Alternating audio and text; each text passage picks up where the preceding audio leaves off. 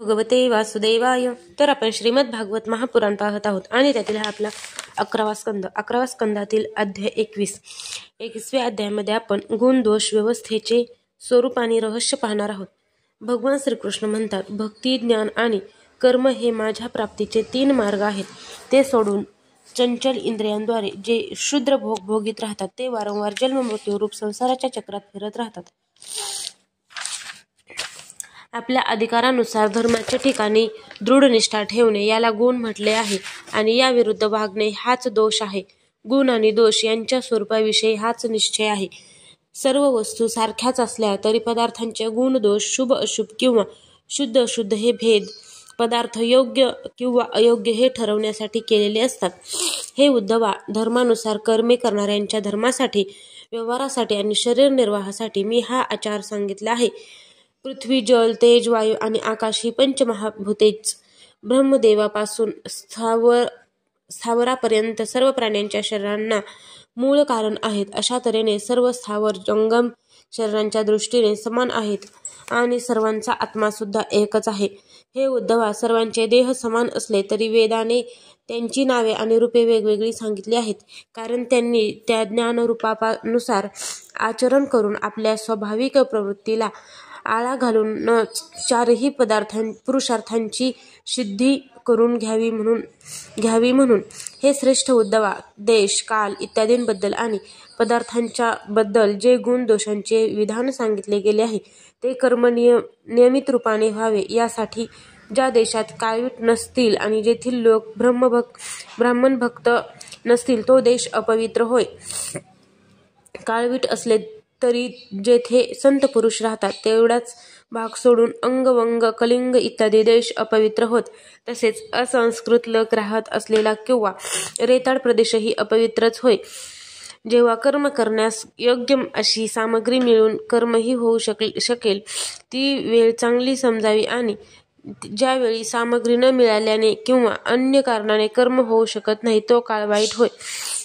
पदार्थांची शुद्धी आणि अशुद्धी, द्रव्य, वचन, संस्कार, काल, अधिकपणा किंवा कमीपणा यामुळेही होते. शक्ती आणि असमर्थता, बुद्धी आणि वैभव यानुसार जे दोष उत्पन्न होतात त्यांचा ठिकाण आणि अवस्था पाहूनच विचार केला जातो. धान्य, लाकूड, हाडे, सूत, रस, सोने, पारा इत्यादी तेजस्वी पदार्थ, चामडे, घडा इत्यादी मातीच्या बनविलेल्या वस्तू वेळेनुसार आपोआप हवा लागल्याने, आगीत जाळल्याने, मातीने घासल्याने किंवा पाण्याने धुतल्याने शुद्ध होतात. पदार्थांची कधी अनेक पदार्थांनी तर कधी एकाने सुद्धा शुद्धी होते.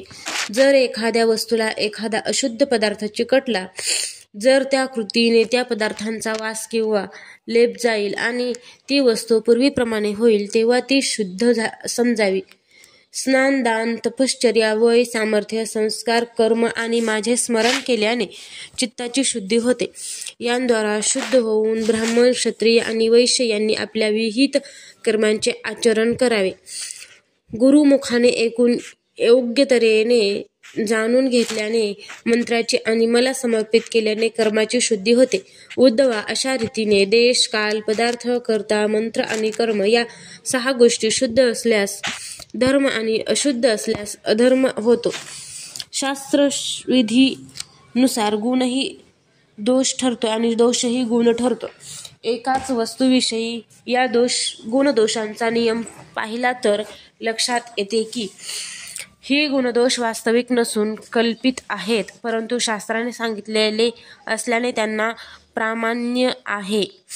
सुरापानासारखे कर्म पापजनक असले तरी ते पतितांसाठी पातक ठरत नाही. यतीसाठी स्त्रीसंग हा दोष असला तरी गृहस्थांसाठी तो आवश्यक गुण आहे. जे जमिनीवरच झोपले आहे ते तेथून कोठे पडतील. त्याचप्रमाणे पतित हे दुराचाराने आणखी पतित ते काय होतील. ज्या ज्या पदार्थांपासून मनुष्याचे चित्त निवृत्त होते त्या त्या वस्तूंच्या बंधनातून तो मुक्त होतो. हा निवृत्तीरूप धर्मच माणसांसाठी परमकल्याणाचे साधन आहे, कारण हा शोक, मोह आणि भय नाहीसा करणारा आहे. विषयांवर गुणांचा आरोप करण्याने त्या विषयांबद्दल माणसाला आसक्ती उत्पन्न होते. आसक्ती वाटल्याने ते मिळवण्याची इच्छा निर्माण होते आणि मग त्या कामनापूर्तीमध्ये बाधा निर्माण होण्यास लोकांमध्ये कलह होऊ लागते. कलहामुळे सहन होणार नाही एवढा क्रोध उत्पन्न होतो आणि क्रोधामुळे बुद्धीवर अज्ञानाचे आवरण पसरते.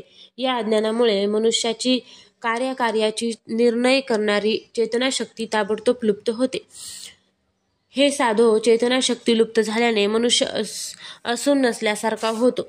एखादा मूर्छा असलेल्या किंवा मेलेल्याप्रमाणे त्याची अवस्था होते. अशा स्थितीत तो स्वार्थाला पूर्ण मुकतो. विषयांचे चिंतन करता करता तो स्वतःला ओळखत नाही की दुसऱ्याला. त्यांचे जीवन वृक्षाप्रमाणे ज्ञानशून्य होते. लोहाराच्या भात्याप्रमाणे त्याच्या शरीरात श्वास चालू असतो. इतकेच लहान मुलाला औषध आवडावे म्हणून त्याला प्रलोभन दाखवावे. त्याचप्रमाणे वेदांमध्ये सांगितलेली फलश्रुती वास्तविक कल्याणकारक नसली तरी मोक्षाविषयी रुची निर्माण करण्यासाठी असते.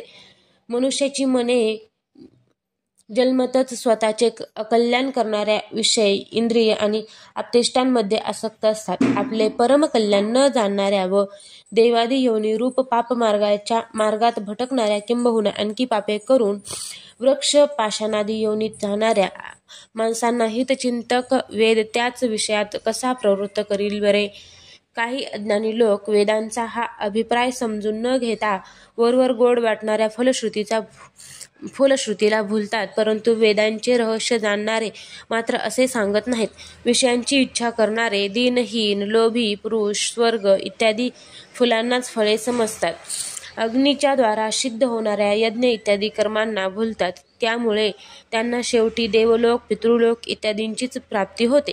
त्यांना आत्मस्वरूपाची कधीच ओळख होत नाही. कर्मांची प्रशंसा करून त्या योगे इंद्रियांना तृप्त करणारे लोक ज्या परमात्म्यापासून हे विश्व उत्पन्न झाले आहे त्या हृदयातच विराजमान असणाऱ्या मला पाहत नाहीत. जसे आंधळ्यांना जवळचेही दिसत नाही. हिंसेची आवड असेल तर फक्त यज्ञासाठीच हिंसा करा असे सांगून स्वाभाविक हिंसक प्रवृत्तीला जो मी वेदवाणीच्या द्वारा आळा घातला आहे, हे माझे मत लक्षात न घेऊन विषयलोलूप दुष्ट लोक हिंसेच्या खेळात पशूंना मारतात आणि त्यांच्या योगाने देव, पितर आणि भूतपतींना उद्देशून यज्ञ करतात. स्वर्ग इत्यादी लोक स्वप्नांसारखे नाशवंत आहेत, परंतु त्यांची वर्णने कानाला गोड वाटतात. त्यामुळे तेथील भोगांची आशा मनात बाळगून त्यासाठी माणसे आपल्याजवळील धन खर्च करून टाकतात. व्यापारी जसा अधिक नफ्याच्या आशेने समुद्र प्रवासासारखी साहसे करून आपले मूळ भांडवल सुद्धा गमावून बसतो. सत्व, रज, तमोगुणी लोक त्याच गुणांच्या इंद्रादी देवतांची उपासना करतात, परंतु तशी उपासना करीत नाहीत. ते अशी कल्पना करतात की आम्ही या लोकी यज्ञांचे द्वारा देवतांचे यजन करून स्वर्गामध्ये जाऊ आणि तेथे दिव्य पदार्थांचा उपभोग घेऊ. त्यानंतर जेव्हा पुन्हा आम्हाला जन्म मिळेल तेव्हा आम्ही मोठ्या कुलीन श्रीमंत परिवारात जन्म घेऊ. अशा प्रकारे भुलविणाऱ्या वेदवाणीने त्यांचे चित्त मोहित होते. अशा घमेंडखोर अहंकारी लोकांना माझ्याविषयी काहीच आवडत नाही. उद्धवा, कर्मकांड, उपासनाकांड आणि ज्ञानकांड अशी 3 कांडे असणारे वेद ब्रह्म आणि आत्मा यांची एकताच सांगतात, परंतु ऋषी हा विषय अप्रत्यक्षपणे सांगतात आणि तसे सांगणेच मलाही आवडते. वेदांना शब्द ब्रह्म म्हणतात. त्यांचे रहस्य समजणे अतिशय कठीण आहे. ते परा, पश्यन्ती आणि मध्यमा वाणींच्या रूपात प्राण, मन आणि इंद्रियमय आहे. ते समुद्राप्रमाणे सीमा नसलेले गूढ असून त्यांचा थांग लागणे अतिशय अवघड आहे. अनंत शक्ती संपन्न सर्वव्यापी ब्रह्मस्वरूप अशा मीच वेदवाणीचा विस्तार केला आहे. कमळाच्या देठामध्ये जसा बीसतंतू असतो त्याप्रमाणे ही वेदवाणी प्राण्यांच्या अंतःकरणामध्ये अनाहत नादाच्या रूपाने दिसून येते. कोळी कीटक हृदयात उत्पन्न होणारे तंतू आपल्या तोंडातून बाहेर काढतं, त्याप्रमाणे अमृतमय वेदमय प्रभू प्राण्यांच्या उपाधीने नादवान होऊन मनाला निमित्त करून हृदयाकाशातून ओंकार ओंकारापासूनच हजारो प्रकारची वैखरी वाणी प्रकट करतो. ती वाणी स्पर्श क पासून म पर्यंत व्यंजने, स्वर अ पासून औ पर्यंत, उष्म श श स ह आणि अंतस्थ य र ल व या वर्णांनी विभूषित झालेली आहे. ती मध्ये उत्तरोत्तर 4 वर्णांनी वाढत जाणारे छंद आहेत आणि तिचा वेगवेगळ्या भाषांच्या रूपाने विस्तार झाला आहे. तिचा पार लागणे कठीण आहे.